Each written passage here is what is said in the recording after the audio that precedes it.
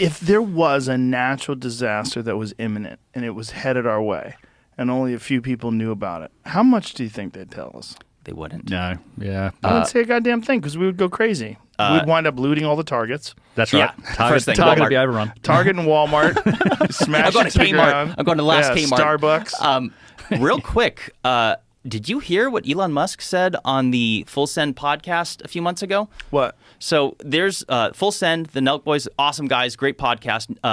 Elon Musk was on there, it's like 4 months ago, it has like 15 million views. It's a 3-hour podcast. And at 2 hours and like 53 minutes, they start talking about cataclysms and ice ages. And Elon Musk, this is out of all things that were discussed on the podcast, in my mind, the most interesting part of it all got zero coverage. It's like nobody talked about it, and it's because it's 2 hours and 50 minutes in. But Elon Musk says a couple things within just a few minutes. He says, if you want to go down a deep, deep rabbit hole, look into ice ages and how often they happen. He goes on to say that... Well, let's listen to this. Okay. Listen to If you read about ice ages. Yeah. Really? Like Yeah, what? deep rabbit hole on ice ages. What's so intriguing about them? The whole Earth has just been through the whole Earth is just freezing. Like I said, there's deep rabbit hole on ice ages. Deep rabbit hole. Where should we There's go? so many. I guess, Wait, there's so many what? Wikipedia, or Wikipedia. Encyclopedia Britannica. Give us like a little Britannica. bit of a tidbit of it. Yeah, why do you love it? What I love it. I mean, I think it's just interesting So interesting. That's that crazy. that how much Earth's climate has changed, and even where the magnetically where the poles are has shifted over time. So, anyway, there's also been times where in the past where our galaxy has like collided with another galaxy.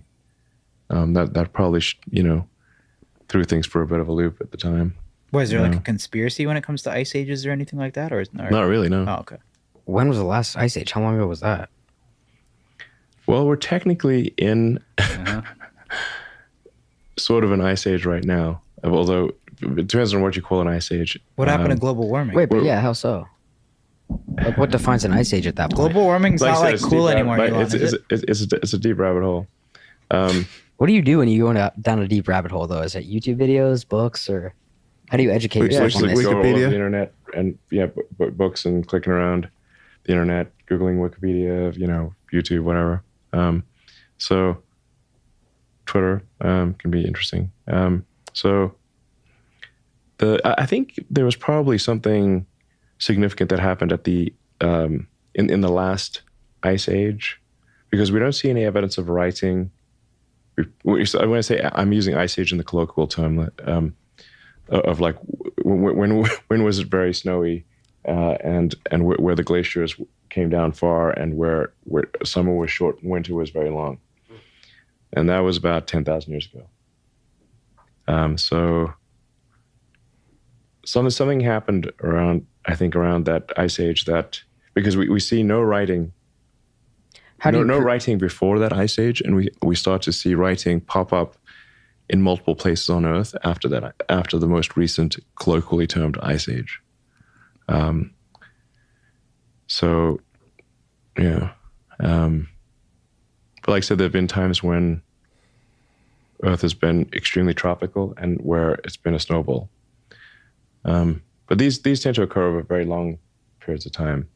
The global warming thing we're talking about here. That's about it. He knows. For such an unbelievably smart individual and as rich and powerful as he is, I look at these topics that we're into, cataclysms, Younger Dryas, lost ancient technology. Magnetic poles. That's the one thing. I would the like to dive scary into one. that. Yeah. I watched a video on that this morning, the Adam and Eve video. Oh yeah, the Chan Thomas thing. Jesus Christ. That's an interesting one. And Is that how much of that is agreed upon? That there could be a time where the magnetic poles actually shift. So this is science. They say that the last one was like 778,000 years ago, and we're like something like 200,000 years overdue. But the Adam and Eve story, the theory of that is that it happens in cycles of 6,500 years, and that it's a 90-degree flip, but 6 days later, or on the seventh day, it corrects itself. The planet flips, not just correct. It's a planet flip 90-degree, and that because of it, the Earth essentially does a standstill. The sun will basically stay in the same spot, causing heating like we've never experienced, and that the wind and the waters continue with their momentum. Because essentially the wind travels at approximately 1,000 miles an hour at the equator. So the theory is that when that event happens, it's going to be cataclysmic. And here's the wild thing is that in that document, it says a continental-sized tsunami being 2 miles high. Well, I showed you the Emikusi volcano in Africa in the Sahara, which is at 11,300 feet, that has salt as well as evidence of gastropods, sea life. That's 2 miles high. Yes. And I'm like, it would make a lot of sense. Like if you look at the Bible and involving like Revelations and it's saying like 6 days. 6 days on the seventh day, God rested. In that document, it says 6 days things start simmering down a bit, and by day 7 things are starting over new. So, what's the science behind this complete reversal of the magnetic poles? So, real quick, this is the part that sets me off about this is that any article you ever read on this, it makes it crystal clear that this will not be apocalyptic.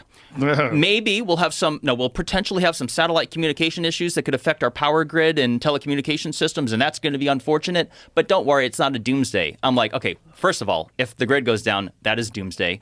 But number 2, they don't know what they're talking about because they claim that the geomagnetic pole shift is because of the interior, whether it's the iron core or whatever it is, the molten core, does a shift, and because of it, that's why the compass will flip. But I'm like, if you look at the nature of earthquakes, some originate in the crust, others originate in the mantle, in the parts that aren't solid. So I'm like, if you're saying that the interior that is molten does a shift, why on earth would you suggest that it wouldn't cause earthquakes or volcanic activity on the surface? So I feel like every article I ever read on geomagnetic pole shifts, they go out of their way to say, don't worry, it's fine. And I'm like, but yet the evidence shows that it's accelerating. Back in just the 1990s, it was traveling, the North Pole was transitioning at 10 miles a year. Now it's at 40 or almost 40 miles. It's accelerating. And in the Adam and Eve story, it talks about, actually, no, not the Adam and Eve story. There was a documentary on Nova years ago that the evidence shows that when they've studied all the other volcanic rock, for prior known pole shifts, because keep in mind, there's hundreds that are known. This has happened throughout millions and millions of years. This is mainstream science. The poles do flip. But it's not that the Earth flips over. It's that the inside core does, and so your magnetic compass will flip. Like what causes it?